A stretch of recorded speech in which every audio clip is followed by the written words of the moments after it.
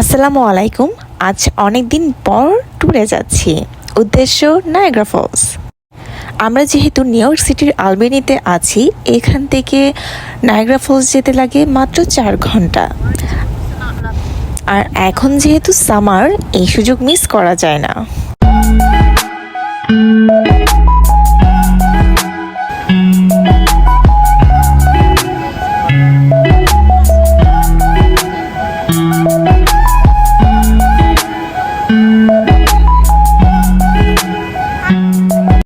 Niagara 3টি পৃথক জলপ্রপাতের সমন্বয়ে গঠিত: হর্সট্রো ফলস, আমেরিকান ফলস এবং ব্রাইডাল ওয়েল ফলস। আমেরিকান জলপ্রপাত সীমান্তের আমেরিকান দিকে অবস্থিত এবং কানাডিয়ান বা হর্সট্রো জলপ্রপাত কানাডিয়ান পাশে অবস্থিত। মার্কিন যুক্তরাষ্ট্র এবং কানাডার মধ্যবর্তী সীমান্তে বিস্তৃত এটি 200 বছরেরও বেশি সময় ধরে একটি জনপ্রিয় পর্যটন আকর্ষণ, সেই সাথে জলবিদ্যুৎ শক্তির একটা প্রধান উৎস। আমরা রওনা দিয়েছিলাম সকাল 10টার দিকে আলবেনি থেকে। এরপর মাঝপথে ছিল কিছু বিরতি, যার কারণে পৌঁছাতে পৌঁছাতে প্রায় 2টা বেজে যায়। আমাদের প্রথমে ইচ্ছে ছিল আমরা কানাডিয়ান সাইড থেকে দেখব, কিন্তু যদি আমরা ও পাশে যেতে চাই তাহলে আমাদের ইমিগ্রেশনেও লাগবে মোটামুটি অনেকটা সময়। তাই আমেরিকান সাইড থেকে নায়াগ্রা ফলস দেখার জন্য নেমে গেলাম।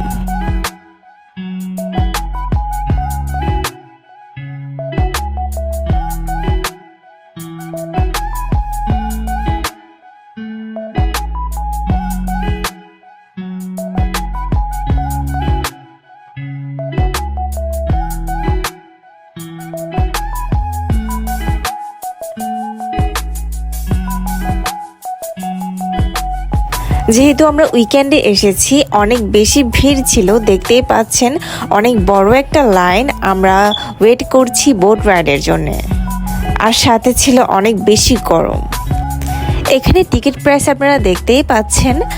যাই হোক, আমি অনেক বেশি এক্সাইটেড ছিলাম বোট রাইডের জন্য, যাতে ফলসগুলো অনেক কাছে থেকে দেখতে পারি।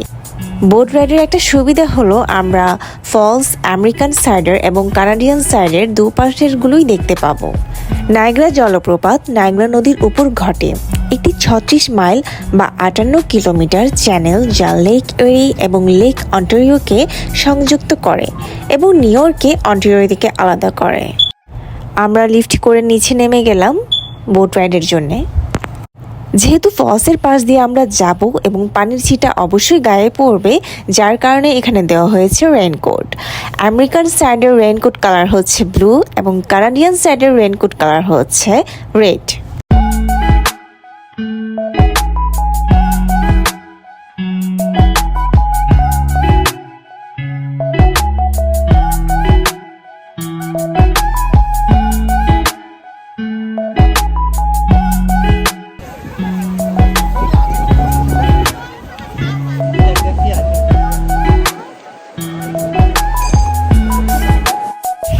ছোটবেলায় যখন বৃষ্টি পড়তো তখন রেইনকোট পরে আমরা স্কুলে যেতাম। তো আজ অনেক দিন পর, না অনেক বছর পর আসলে রেইনকোট পরেছি। তো ওই দিনগুলোর কথা আসলে মনে পড়ছিল তখন। অবশেষে উঠে পড়লাম বোটে। যখন বোট স্টার্ট করলো এবং আমরা ফলসের কাছে যাচ্ছি, ঠিক ওই মুহূর্তটা আসলে অন্যরকম মজার ছিল। খুব ভালো একটা অনুভূতি কাজ করছিল।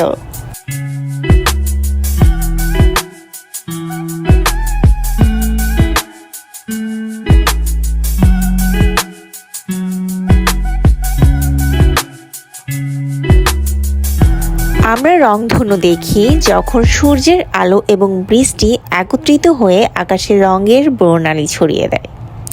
নায়াগ্রা জলপ্রপাতটি একটি বড় উচ্চতা থেকে নিচে প্রবাহিত হয় এবং এটি নিচের নদীতে বিধ্বস্ত হওয়ার সাথে সাথে এটি কুয়াশা বা ক্ষুদ্র জলের ফোঁটা ছেড়ে দেয়। যেহেতু বিশাল পরিমাণ পানি ক্রমাগত প্রবাহিত হচ্ছে, তাই জলপ্রপাতের চারপাশে বাতাসে কুয়াশা ঝুলে আছে। তাই যখন কুয়াশার মধ্য দিয়ে সূর্যের আলো চলে যায়, এর ফলে ফলসগুলোর উপরে সুন্দর রংধনু তৈরি হয়।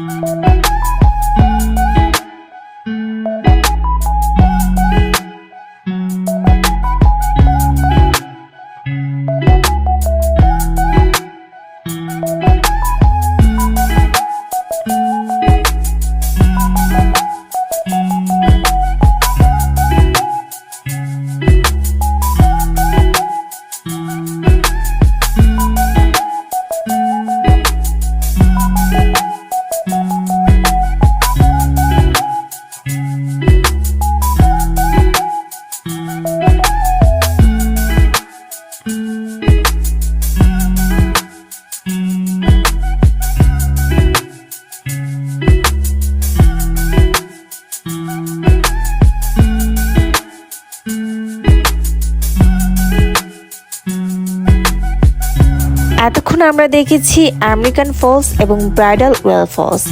এখন আমরা যাচ্ছি কানাডিয়ান সাইডের হলস্ট্রো ফলস দেখার জন্য, এবং এটি সবচেয়ে বড় ফলস এই তিনটির মধ্যে, এবং এর উচ্চতা প্রায় 167 ফুট বা 51 মিটার।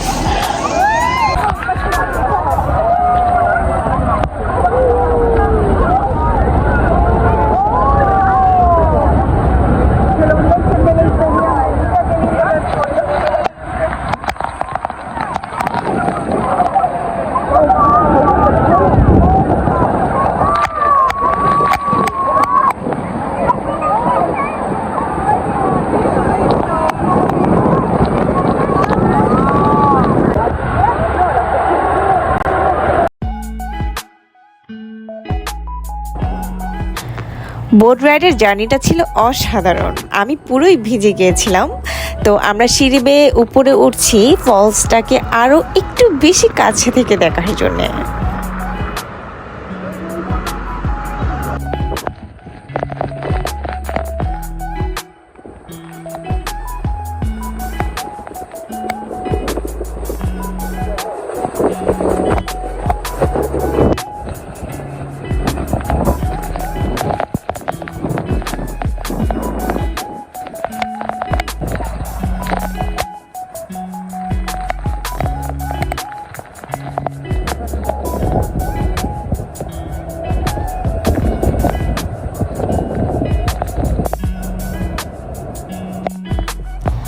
প্রচণ্ড গরমের ভেতর এই যে ফলসের ছিটাগুলো গায়ে মুখে এসে পড়ছিল, তখন এটা একটা রিফ্রেশিং ফিলিং নিয়ে আসছিল। নায়াগ্রা ফলসের এই পার্টটা আমার কাছে ছিল সবচেয়ে বেশি মজার এবং সবচেয়ে বেশি এক্সাইটিং একটা মোমেন্ট। সিঁড়ি বেয়ে ওঠার পর দেখি পুরোপুরি ভেজে গেছি রেইনকোট পরার পরেও, এবং আমার কাছে এই গরমে এই ভিজে যাওয়া অনুভবটা মনে হচ্ছিল আমার নায়াগ্রা ফলস আসা সার্থক হয়েছে। আমার ইচ্ছে করছিল না আমি ব্যাক করি, আমার মনে হচ্ছিল আমি এখানেই থেকে যাই। পানির ছিটা এত বেশি এসে পড়ছিল, কিছুই আমি চোখে দেখছিলাম না, এবং আমি জাস্ট ভিডিও অন করে রেখেছিলাম এবং খেয়াল করিনি যে আমার পেছনে একজন আমার সাথে ফান করছিল, এবং যখন আমার হাজবেন্ড এসে বলল তখন আমি খেয়াল করলাম।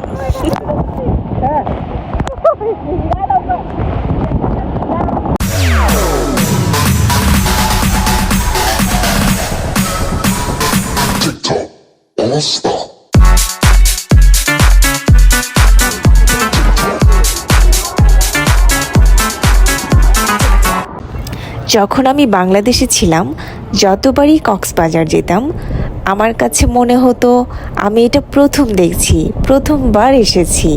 প্রথম দেখার যে ভালো লাগা সেটা প্রত্যেকবারই কাজ করত। ঠিক তেমনি আমার কাছে মনে হয় আমি যদি নায়াগ্রা ফলস আবার আসি, আমার কাছে মনে হবে এটা আমি প্রথম দেখছি। হয়তো প্রকৃতির ব্যাপারটাই এমন, যতই দেখি মনে হবে এর শেষ নেই। এটাই সুন্দর। খাওয়া দাওয়া শেষ করে আমাদের ক্যানাডা পৌঁছাতে প্রায় রাত 11টা বেজে যায়। যেহেতু আমরা আগে থেকেই হোটেল বুক করে রেখেছিলাম, তাই এটা নিয়ে খুব একটা টেনশন করতে হয়নি। আর এটা হচ্ছে নায়াগ্রা ফলসের রাতের দৃশ্য ক্যানাডিয়ান সাইডে।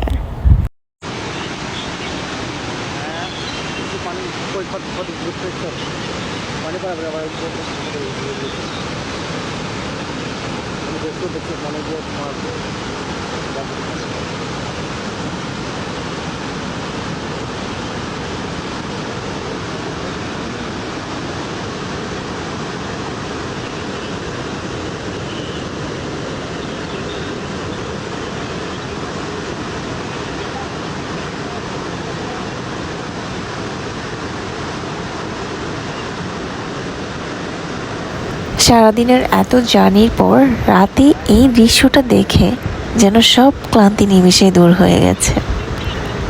কেমন লাগলো কমেন্টে অবশ্যই জানাবেন। ধন্যবাদ।